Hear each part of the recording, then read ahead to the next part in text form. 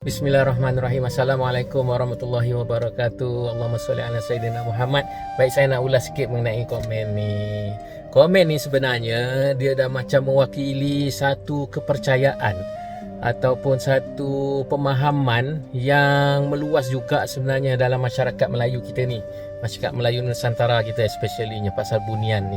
Okey, kononnya bunian ni lebih mulia daripada manusia dan bunian ni lebih alim, bunian ni lebih kuat ibadah dia kan. Macam-macam lah. Bunian ni lebih mulia, bunian ni lebih tinggi darjat. Allahu Akbar. Tak boleh macam tu. Bunian ni adalah jin. Okey, kita kena faham bunian ni adalah satu daripada bangsa jin. Okey. Dan dakwah-dakwah macam ni kata dia ni lebih alim lah, lebih mulia, lebih apa semua tu tak ada fakta yang jelas. Sebab kita tahu jin ni ada kategori macam manusia. Contohnya dia ada yang kufur, ada yang fasik, ada yang beriman. Okey, semua ni ada. Tapi kita pun kena faham juga sebaik-baik jin adalah sejahat-jahat manusia, macam tu. Okey. Kalau kalau kita nak tengok dalam Quran pun Allah dah nyatakan kenapa manusia ni lebih tinggi, lebih mulia, sebab manusia ni dah dimuliakan menjadi sebagai khalifah di bumi ni. Kalau kita tengok surah Al-Baqarah ayat 30, Allah kata sesungguhnya aku nak jadikan seorang khalifah di bumi, dan Allah pilih manusia. Walaupun jin ni telah dicipta lebih awal daripada manusia tu sendiri kan. Dan juga Allah kata dalam surah ni nak menunjukkan betapa mulianya manusia ni. Dalam surah Al-Isra ayat 70, Allah kata dan sesungguhnya kami telah memuliakan anak-anak Adam. Anak-anak Adam tu siapa? Kita lah, manusia kan.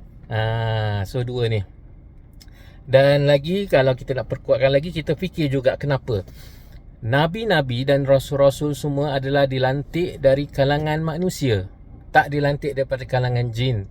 Walaupun Nabi Sulaiman zaman dia kita tahu Allah anugerahkan dia satu kerajaan yang boleh menguasai kerajaan jin. Rakyat-rakyat dia semua jin dulu pun di bawah kerajaan Nabi Sulaiman. Kenapa bukan jin sendiri? Tapi manusia, Nabi, Rasul kita. Macam tu. So bunian ni adalah jin. Ni pun kita kena perbetulkan. Bunian ni adalah bangsa jin. Dia dekat Nusantara Melayu ni kita gelar jin ni macam-macam. Bunian lah, hantu lah, hantu raya lah, hantu pocong lah, polong lah, apa benda semua. Semua tu adalah usaha-usaha untuk menyesatkan daripada jin syaitan ni. Dia orang ni musuh kita. Musuh utama kita adalah syaitan, iblis dan syaitan. Dan syaitan ni tergolong daripada jin dan manusia, sifat dia. Jadi kita kena hati-hatilah, janganlah kita mudah sangat terpedaya. Apa yang perlu kita lakukan sebenarnya adalah kita ni menjadi hamba Allah yang taat. Kita tak perlu nak kaji sangatlah pasal alam-alam gaib ni. Kita cukup kita tahu alam gaib ni, benda-benda gaib ni, kita beriman dengan benda gaib ni wujud. Kita sebagai orang awam tak perlulah kita beria-ria nak ambil tahu apa semua, dan beria-ria kita nak agung-agungkan benda yang kita tak nampak ni, dan juga kita nak beria-ria takut-takutkan dengan benda kita tak nampak ni. Tak perlulah, sebab Nabi pun ada ajar kita untuk sentiasa berlindung diri. Satu dengan ta'awuz lah, auzubillahi minasyaitanirrajim. Dan juga satu lagi Nabi ajar kita, kalau sampai ke tempat-tempat yang kita tak biasa ni, kita bacalah doa a'udzubikalimatillahi tammati min syarri ma khalaq.